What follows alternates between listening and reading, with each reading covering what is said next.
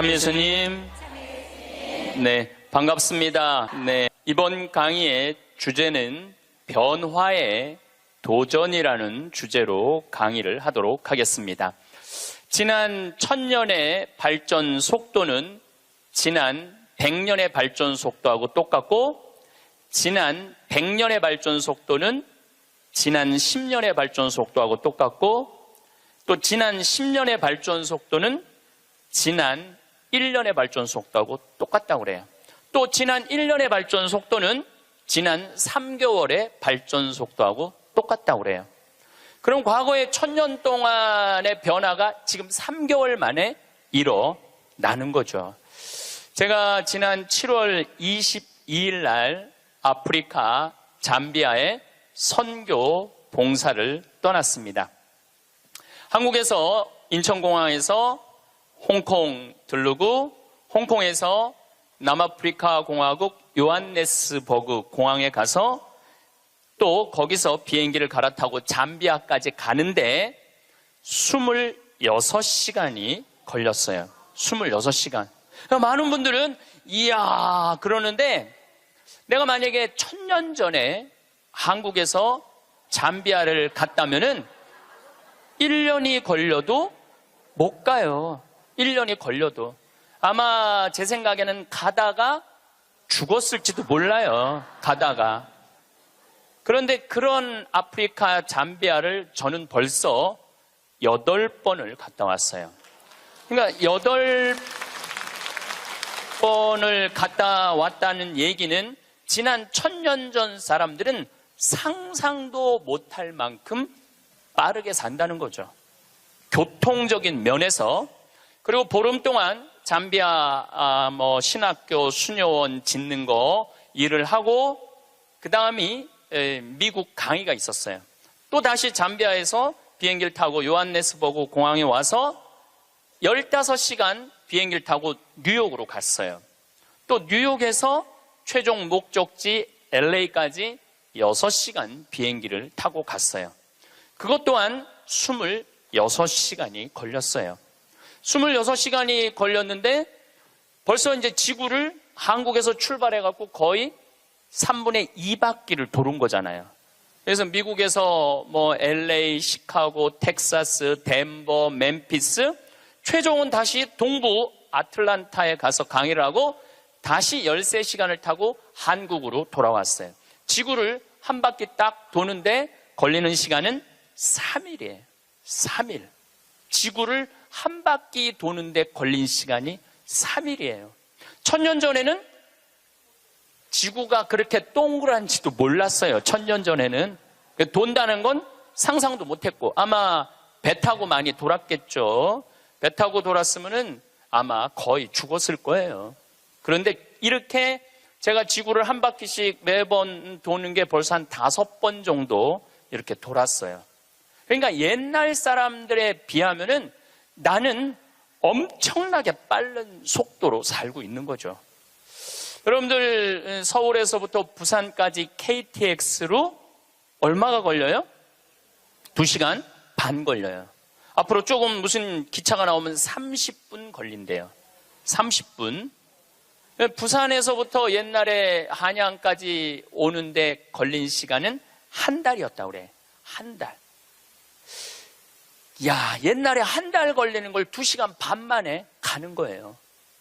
그런데 뭐가 그렇게 조급해갖고 1초도 못 기다리고 빵빵거리고 속력 내고 그런 거 보면은 현대인들이 엄청난 혜택을 누리고 있으면서도 많은 걸 뺏기는 것 같아요.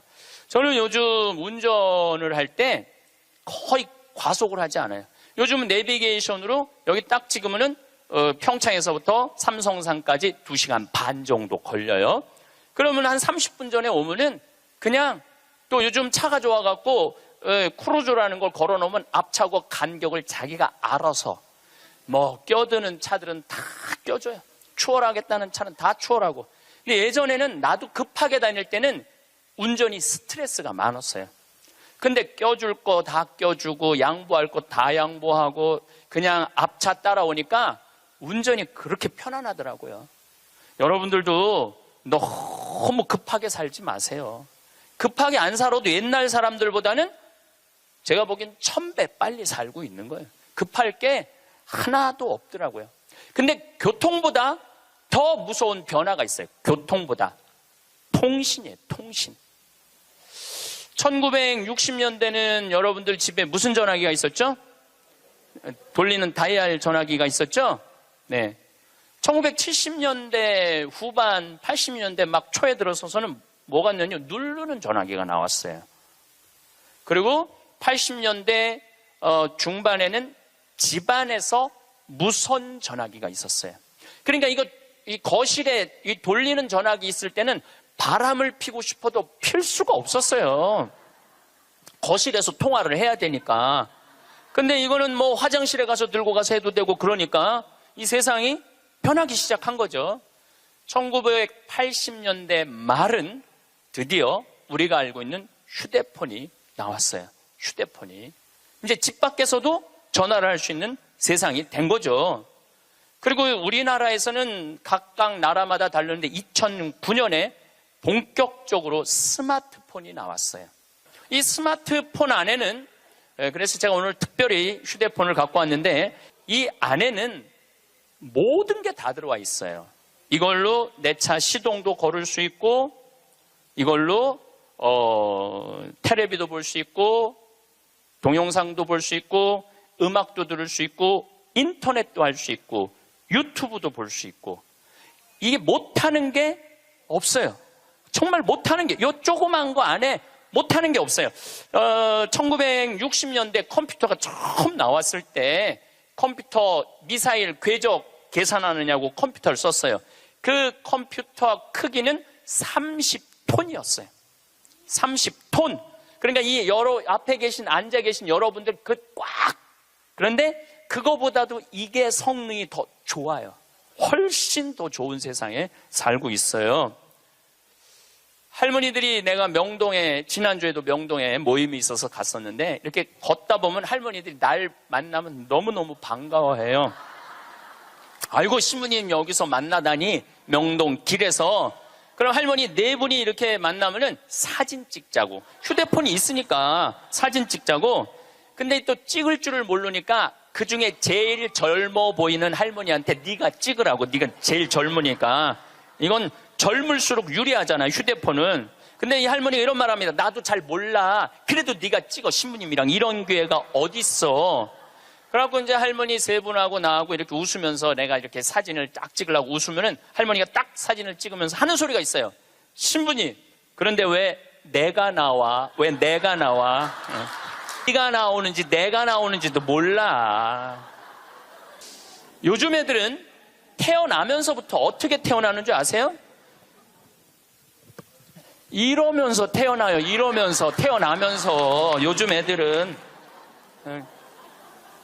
그런데 1살, 2살도 그걸 보는데 지금 60대 넘어서는 할머니들은 지금 세상이 어떻게 돌아가고 있는지 모르는 거예요. 1990년대는 세계 10대 기업 중에 일본이 8개를 차지했어요. 근데 2010년에는 세계 10대 기업 중에 일본은 하나도 없어요. 하나도. 지금은 구글, 애플, 페이스북, 아마존. 근데 여기 계신 분들 중에 구글이라는 거가 있는데 그게 뭐 다 알지를 못해. 근데 구글하고 페이스북, 아마존은 텔레비전에 선전을 안 해요. 그리고 구글은 물건을 팔지 않아요. 인터넷으로만 파는데 이 기업의 가치는 700조예요. 700조. 그래갖고 이 요즘 오로지 이 휴대폰 컴퓨터가 시장이 얼마냐면 4,300조예요. 4,300조. 상상도 못할 만큼 크죠. 제가 산호세에 있는 구글 본사에를 갔었어요. 정말로 기가 막히더라고요. 왜냐하면 모든 복도에 먹을 걸 다 놔둬요. 직원들을 위해서. 그리고 거기서 자기가 중간에 뭐 일하다가 수영하고 싶으면 요만한데 물 이렇게 내려와갖고 수영도 하고 모든 식당의 밥을 다 먹을 수 있어. 근데 걔네들은 물건을 팔지 않아요. 그런데도 어마어마한 돈을 벌어요. 그게 뭐 때문이냐면 컴퓨터, 휴대폰 때문에 그래요. 세상은 너무나 많이 변하고 있죠. 제가 논문을 쓸 때 타자기로 논문을 썼어요. 근데 딱 신부가 되니까 286 컴퓨터, 386 컴퓨터, 486 컴퓨터, 586 컴퓨터, 메가 컴퓨터, 기가 컴퓨터가 나왔어요. 그때는 막 이만한 건데 요즘은 요만한 컴퓨터로 나와요. 제가 왜 이런 말씀을 드리느냐 하면 50살 이상부터는 컴퓨터에 대해서 깜깜해요. 휴대폰에 대해서 깜깜해요. 세상은 컴퓨터, 휴대폰 세상으로 살아가고 있는데 여기 계신 분들은 깜깜이로 살아가는 거야. 깜깜이로 살아가는 거예요. 그런데 문제는 뭐 그런 거 있어도 무슨 문제야. 그냥 살면 되지. 그런데 깜깜한 상태로서 몇 년을 살아야 되느냐 하면은 50년을 더 살아야 돼요. 깜깜한 상태에서 50년을. 우리 생태마을에 오늘도 이제 피정객들이 들어와 계신데 저녁에 프로그램이 제 강의 말고도 7시부터 8시까지는 별 이야기를 해요. 우주에 관련된. 우리가 이제 생태마을이잖아요. 우주에 관련된. 근데 너무너무 좋아해, 사람들이. 그 이야기를. 그 하는 선생님이, 그 공부를 많이 하셨어요. 그래갖고 캐나다에서 오신 분들이 그 별 얘기를 듣고 우리 캐나다 토론토에도 와서 강의해달라고 그럴 정도로. 그래서 그 선생님이 신부님 덕분에 내가 캐나다 가서 강의하게 생겼다고. 그리고 8시부터는 이번에 7월 1일 날 주교님께서 우리 생태마을에 많은 피정객들이 오니까 시카고 대학에서 상담 심리 박사학위를 딴 신부님을 보내주셨어요. 이 신부님은 8시부터 9시까지 무슨 프로그램을 하느냐면 별별 이야기를 해요. 별별 이야기를 다 해보자 이거야. 별별 이야기를. 그래서 이제 뭐 마음이 답답한 분들이 원두막에 모닥불 펴놓고 이야기를 원래는 1시간 하는데 대개 2시간에서 2시간 반 한대요. 근데 할머니 한 분이 별별 이야기를 하는데 이 할머니 하는 말이 그 신부님한테 신부님 나는 일생 남 피해 준 적도 없고 죄 진 적도 없고 신앙생활 열심히 했다는 거예요. 난 정말 부끄럽지 않게 살았는데 며느리가 어느 날 갑자기 자기를 보더니 야인년아 그러더래요. 야인년아 내가 무슨 죄를 졌다고 며느리한테 그 소리를 들어야 되느냐고. 나는 억울해 죽겠다고 1시간 반을 하소연을 하더래요. 내가 그 얘기를 듣고 우리 상담 소장 신부님한테 그랬어요. 그 할머니가 정말로 모르는 게 하나 있다. 그 할머니가 정말로 잘못한 거는 안 죽고 오래 사는 게 잘못한 거다. 그 할머니의 잘못은 안 죽은 거다. 안 죽은 거. 옛날에는 집안에 그 장수하는 어르신이 있으면 집안에 가문의 자랑이었어요. 근데 참 재미난 설문조사가 있었어요. 명문대학교야. 요 근처에 있는 명문대학교 학생들한테 물어봤어요. 10년 전에 부모님이 몇 살까지 살기를 원하느냐고. 근데 10년 전에 명문대학 학생들이 답을 했는데 65세. 부모님이 65세까지 살았으면 좋겠다는 거예요. 근데 또 5년 후에 또 조사를 해봤어. 똑같은 신입생들한테 부모님들이 몇 년 더 살았으면 좋겠느냐고. 그랬더니 5년 전에는 63세로 줄어들었어요. 부모님이 63세까지 살았으면 좋겠다는 거예요. 근데 얼마 전에 또 똑같은 설문조사를 신입생들한테 했더니 몇 살까지 살았으면 좋겠냐고 그랬더니 60살까지 살았으면 좋겠다는 거예요. 다시 말해서 여기 계신 여러분들은 다 죽어야 돼. 애들의 바람이라면은 다 죽어야 돼. 그런데 부모님 생각하고 자식 생각하고는 너무너무 다른 거예요. 부모님은 손자도 보고 싶고 증손자도 보고 싶고 그런데 자식들은 다 키웠고 할 일 다 했으니까 죽어라 이거예요. 죽어라. 제가 왜 비행기 얘기도 하고 휴대폰 얘기도 했느냐 하면 세상은 너무나 많이 변하고 있어요. 그런데 누가 세상의 변화를 못 읽느냐 하면 여기 계신 50대, 60대, 70대 되신 분들이 세상이 어떻게 돌아가는지 모르고 있는 거예요. 그게 큰 문제라는 거예요. 그걸 세상이 돌아가는 걸 알면 대처를 할 텐데 세상 돌아가는 거에 대해서 알지를 못하니까 야인녀나 이 소리를 듣는 거예요. 그러니까 여러분들 며느리한테 야인녀라는 소리 안 들으려면 어떻게 하면 좋아? 아니지, 죽으라는 얘기가 아니야. 죽으라는 얘기가 아니라 자식하고 같이 살 생각을 처음부터 하지 말아야죠. 왜 자식하고 같은 집에서 살아요? 그러니까 그런 마음으로 인생을 바라봐야 된다는 거예요.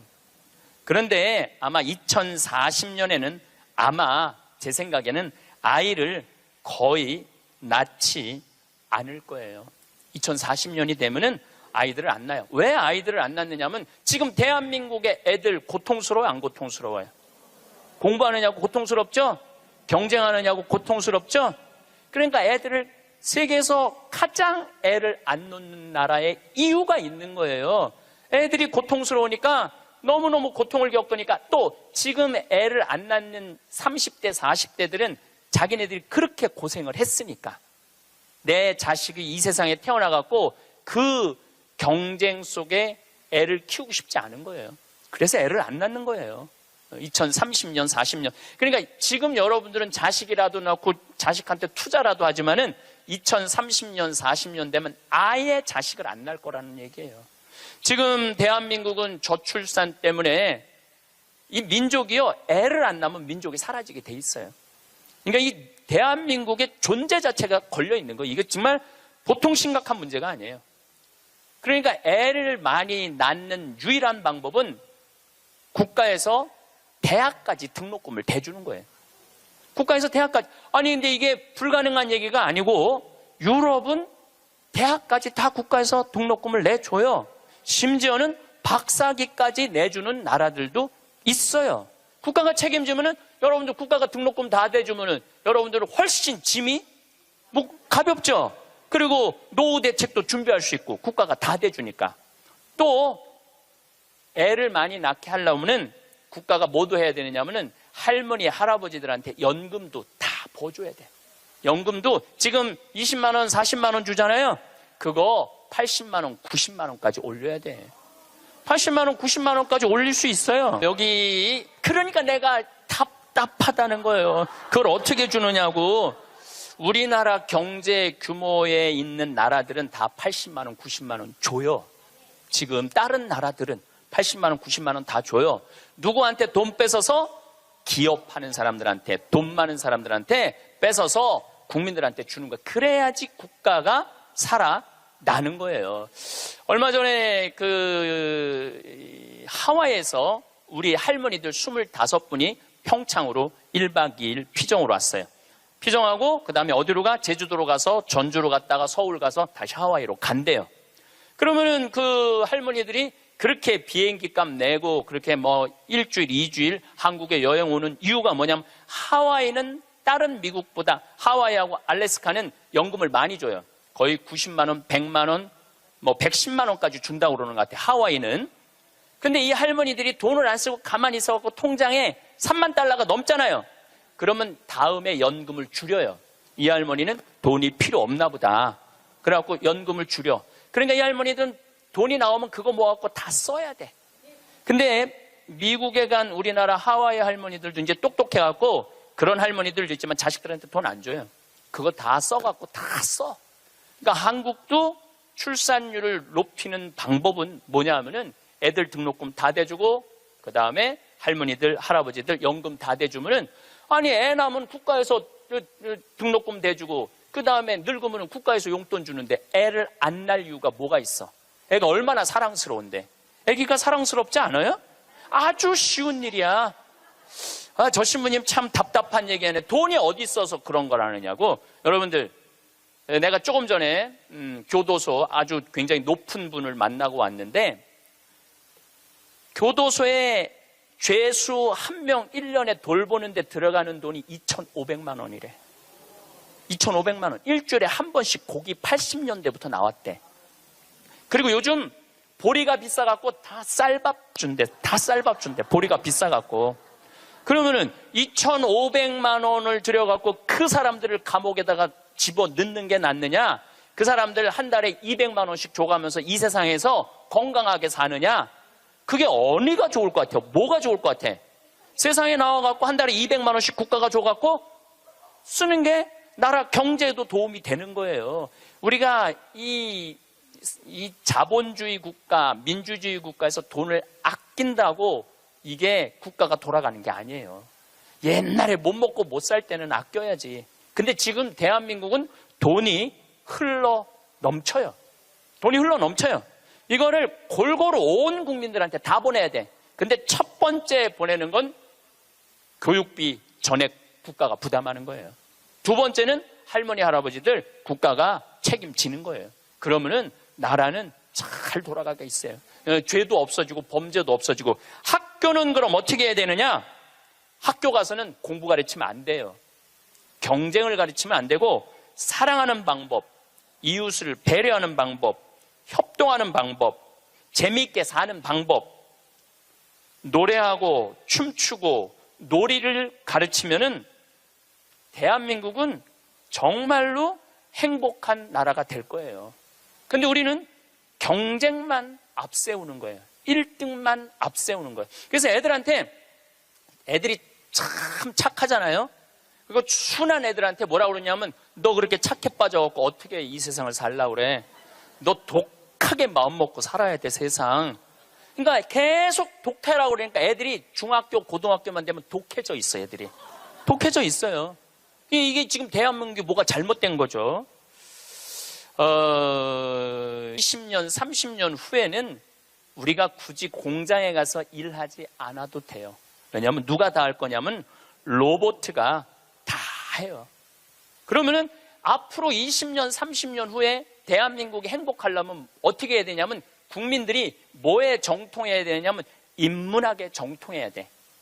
인문학이라는 건 뭐냐면은 인간의 가치는 뭐고 어떻게 살아야 되고 어떻게 잘 죽어야 되고 그 높은 정신적인 수준이 있으면은 서로 나누고 사는데 별 문제가 없다는 거예요.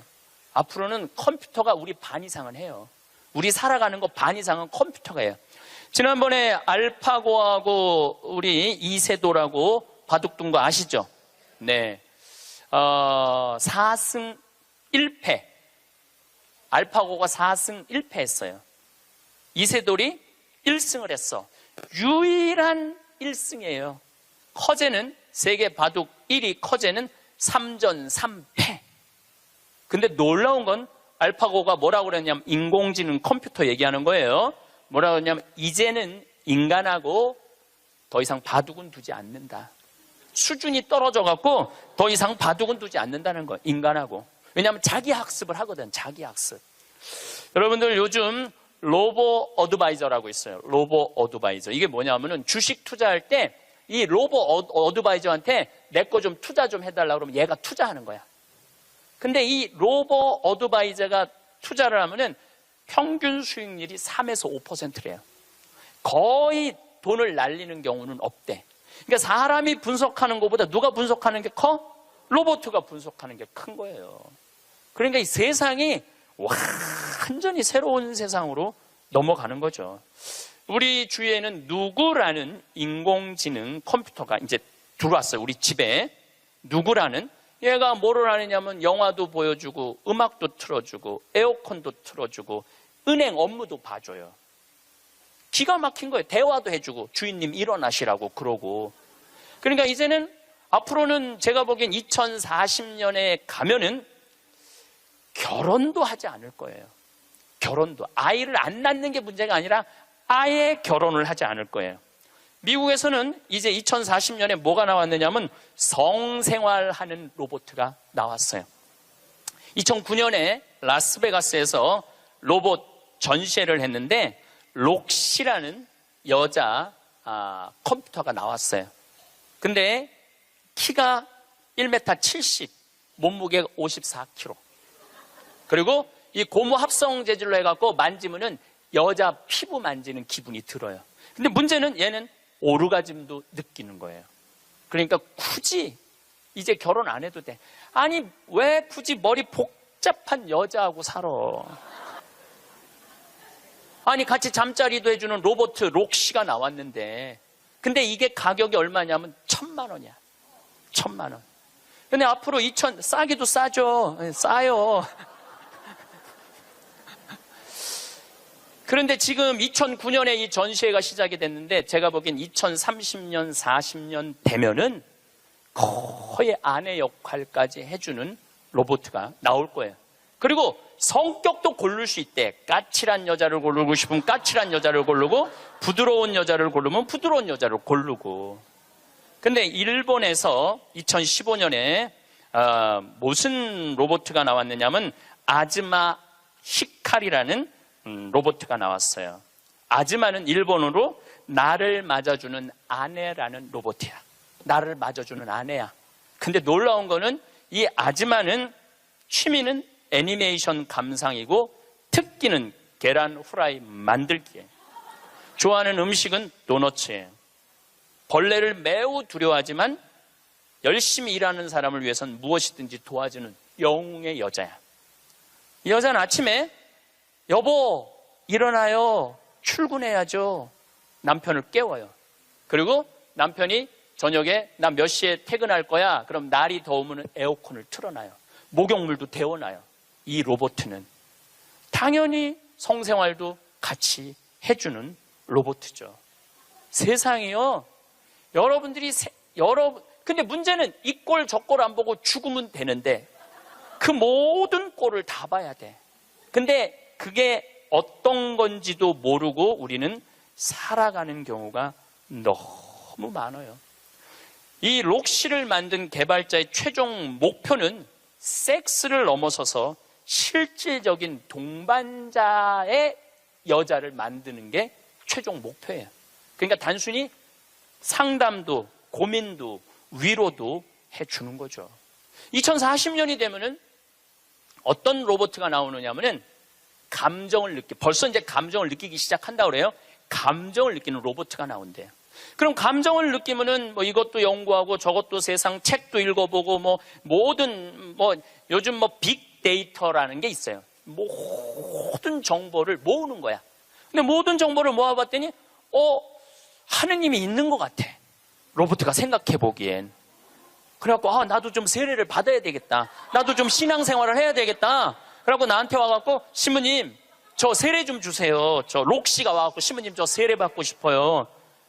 세례 줘야 돼 말아야 돼? 안 돼요? 내가 너 세례 못 줘? 그러면은 얘가 이럴 거예요. 신부님 걱정하지 마세요. 우리가 세례 주는 로봇을 만들면 돼요. 세례 주는 로봇 만들면 돼요.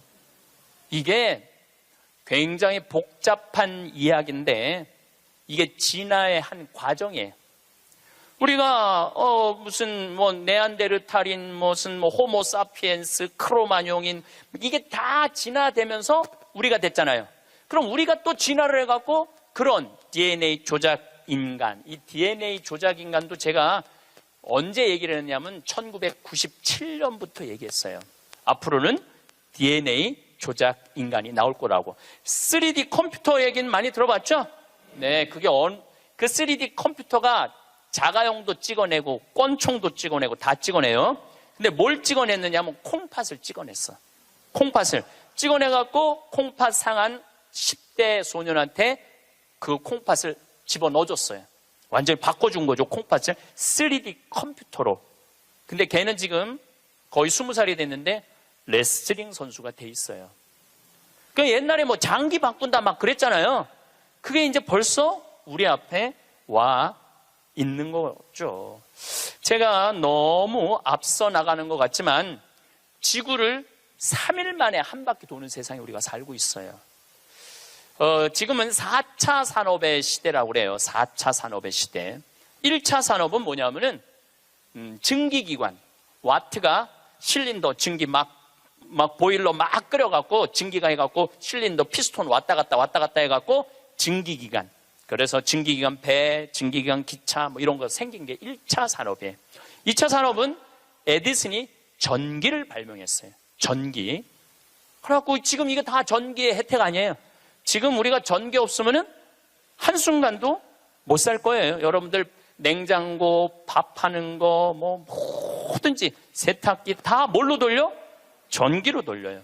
그런데 1980년대부터 본격적으로 이제는 누구의 시대가 왔느냐면 컴퓨터 시대가 왔어요. 거기에 혁신적인 사람이 벌써 죽었지만 스티브 잡스라는 사람이에요. 이제는 컴퓨터가 이제 끝나갖고 인공지능이 와갖고 이제는 4차 산업의 시대로 접어들고 있어요. 4차 산업. 4차 산업의 시대는 우리 인간하고 DNA 조작 인간하고 그 다음에 인공지능 인간하고 공유하는 세상이 온다는 거예요. 공유하는 세상이. 완전히 새로운 세상이 펼쳐지죠. 며칠 전에 우리 동창신부 25주년이라 미사 같이 봉헌을 했어요. 내가 너무너무 사랑하는 동창신부라 분당에 가갖고. 근데 또 뭐 같은 신부님이 와갖고 얘기를 하는데 자기가 오스트리아 대사가 자기를 초청해갖고 오스트리아를 갔는데 아주 시골을 갔대요. 근데 할머니 6이서 커피를 이렇게 찻집에서 놓고 토론을 하는데 너무너무 진지하게 토론을 하더래. 근데 뭐 말을 못 알아들으니까 그 대사한테 물어봤대요. 저 지금 무슨 토론하는 거냐고. 할머니 한 분은 철학가의 얘기를 하고, 한 할머니는 음악에 대해서 얘기하고, 한 할머니는 미술에 대해서 얘기하고, 한 할머니는 지금 이 세상에 돌아가는 정치 얘기를 토론을 몇 시간씩 하고 앉아 있다는 거예요. 근데 그거는 저는 뭐 유럽을 다닐 때도 그렇고 미국을 다닐 때도 그렇게 토론한 할머니 할아버지들이 토론하는 모습을 많이 봐요. 또 자식 손자들한테도 그 깊은 얘기를 해줘요.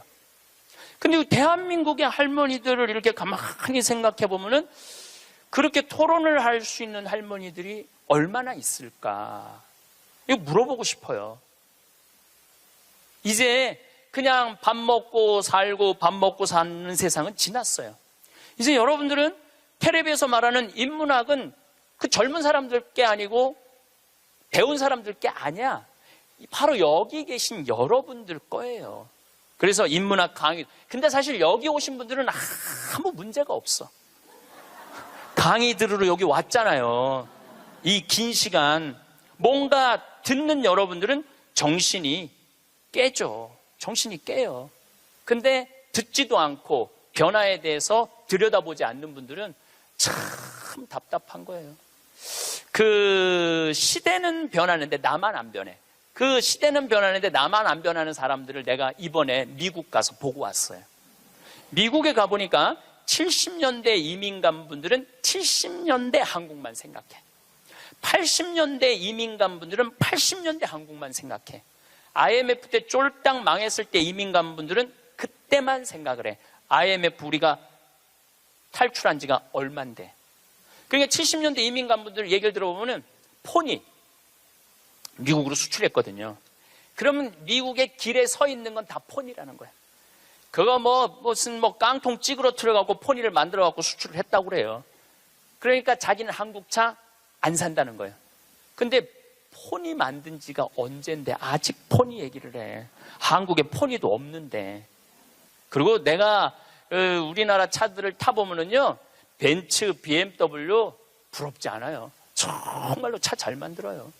그런데 70년대 생각만 하는 거예요. 들여다볼 기회가 없으니까. 한국에 30년 동안 안 와봤으니까. 안 와봤으니까 그때 얘기만 하는 거예요.